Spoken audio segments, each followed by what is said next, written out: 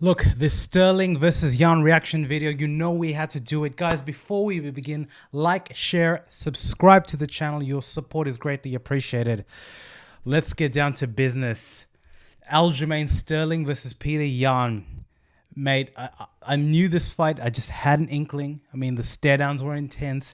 The interviews and everything leading up was saying that this was going to be a fight to watch. I just did not think that it was going to be for the reason, for a disqualification, for a controversial stop. Jeez. Whoa. Like, that's insane. What just happened? Look, let's talk about the fight. Aljamain Sterling comes out, takes the center of the octagon like a bat out of a cage, constant pressure, touching Peter very early. I think he took him down in the first round pretty easily as well. Peter did get up, but man, that first round was Sterling. He was coming with his awkwardness. There were all systems firing there, and you were thinking, holy crap, Aljamain, we're gonna be done by the second round at this particular rate. But there were murmurings from the commentary team thinking, hey, can this guy keep up this ridiculous pace? And the answer is, yeah, well, he definitely did slow down. I think what was interesting, as the fight sort of progressed and we can see it is, there's a lot of hyperbole thrown at fighters, and Petr Yan is one of them. Is he as battle tested as some of the other past champions that we've seen?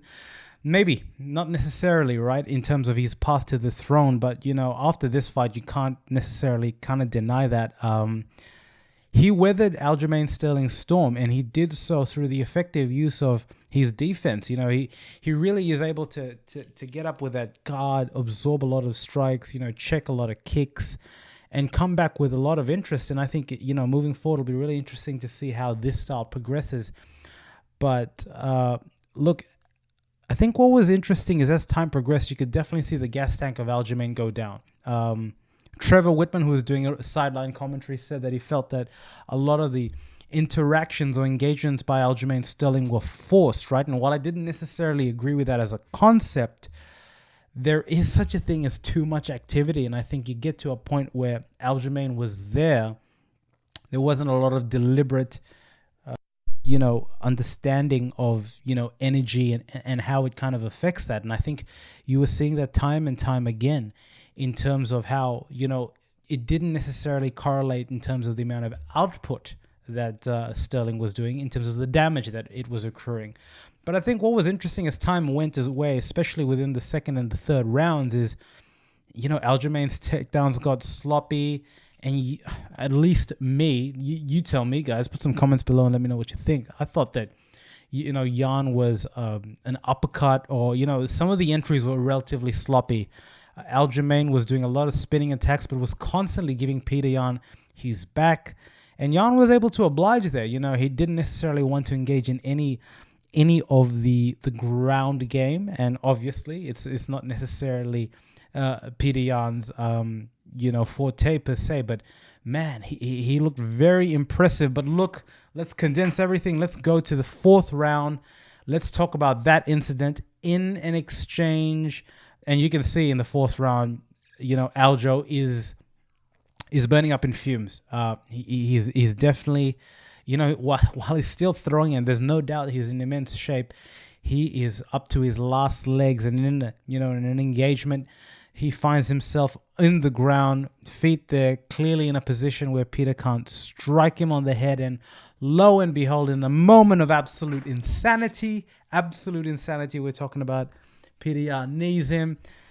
And, everyone is absolutely shocked. It's clearly an illegal knee. The conversation is it intentional? A lot of people were calling it intentional. And, Aljo was groggy, and you got to understand that he was gassed. He was up to his last legs. He was fighting the good fight, and he was in, I think, the emotion that came out of Aljamain and just the whole dynamic and theatrics and there was no doubt, emotional, dumps there, adrenaline dumps there. It was quite a piece of theater to see. Aljamain is obviously a very noble fighter. Like you can see that he didn't necessarily want to win this kind of way.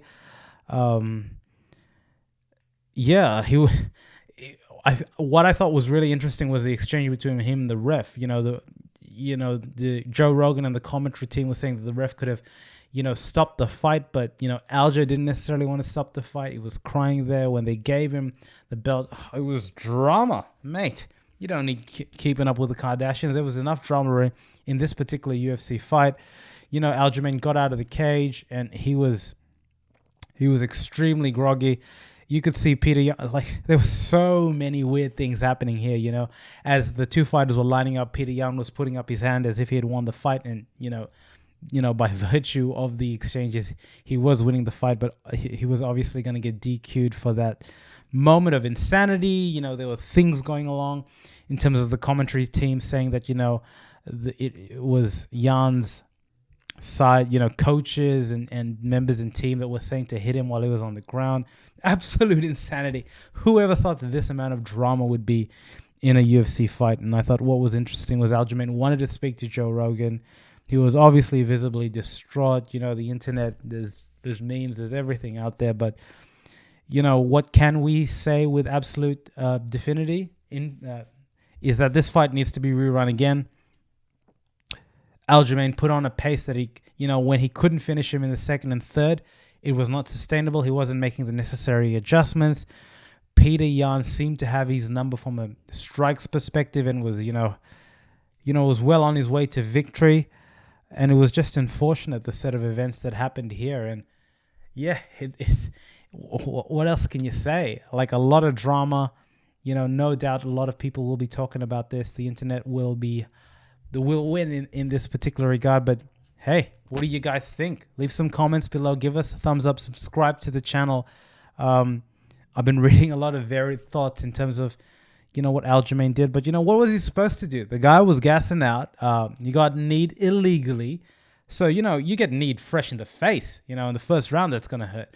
Much less, the fight that he had. And he was keeping up a torrid pace. So, I can't blame Aljamain. I don't think it's bad. Yeah, really interesting, guys. Let us know your thoughts, and see you soon.